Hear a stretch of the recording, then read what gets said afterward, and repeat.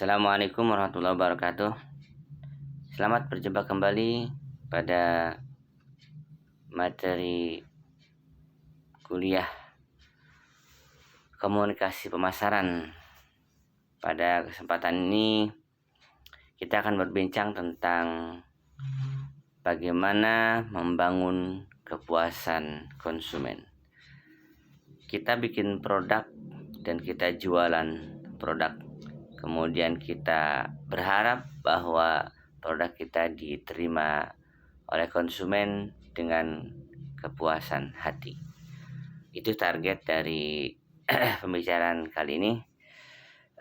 Untuk membangun kepuasan konsumen tersebut, karena memang kita harus bekerja keras, kita harus meneliti, kita harus melihat target-target konsumen supaya tercapai apa yang diharapkan oleh konsumen itu sesuai dan memuaskan. Mari kita lanjut, apa saja definisi dan caranya.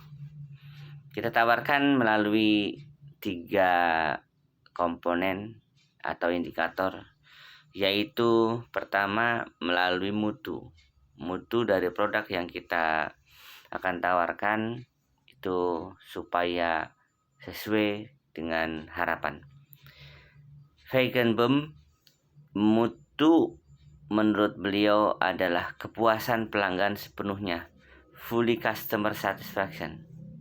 Suatu produk dianggap bermutu apabila dapat memberikan kepuasan sepenuhnya kepada konsumen. Jadi targetnya itu adalah rasa dan target harapan konsumen. Jika tercapai, maka itu dianggap mutunya sudah mendapatkan sambutan dari konsumen. Kemudian yang kedua, melalui pelayanan.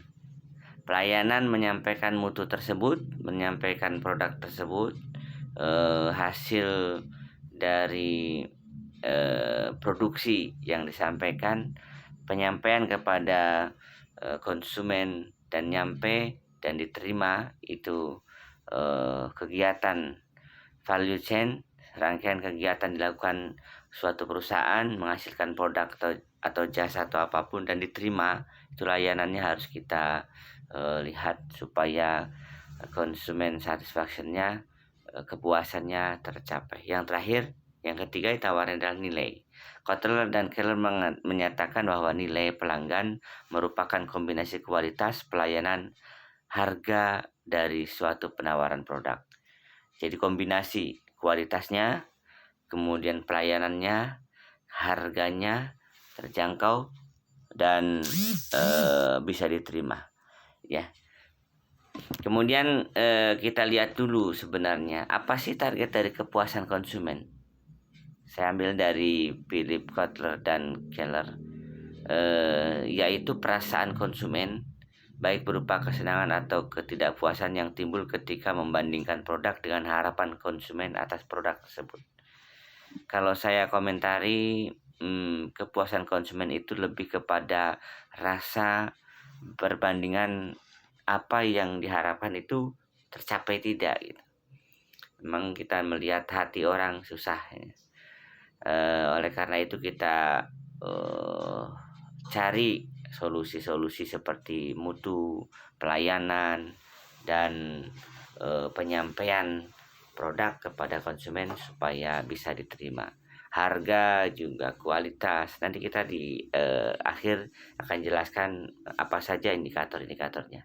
Jadi kepuasan konsumen itu perbandingan antara harapan dan produk yang mereka terima. Ini yang harus kita kejar. Kemudian berikutnya, ini gambaran simulasinya. Kepuasan konsumen itu ada produk yang kita tawarkan dengan harapan yang konsumen maui, sehingga kelihatan seperti mereka membeli kembali. Nah, itu diantaranya mereka berarti puas. Dan mungkin ada cara lain seperti riset, kemudian survei untuk mendapatkan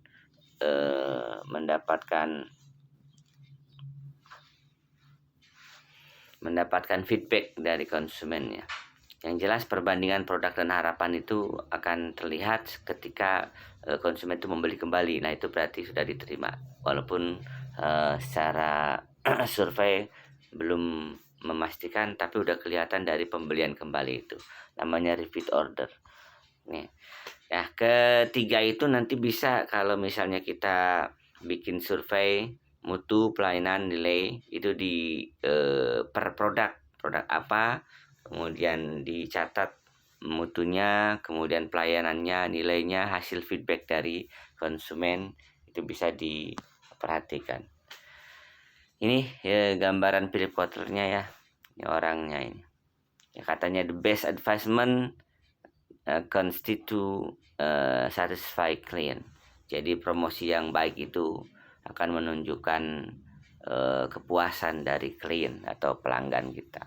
Ya, kita usahakan begitu. Ini namanya komunikasi pemasaran, memasarkan produk biar diterima di konsumen.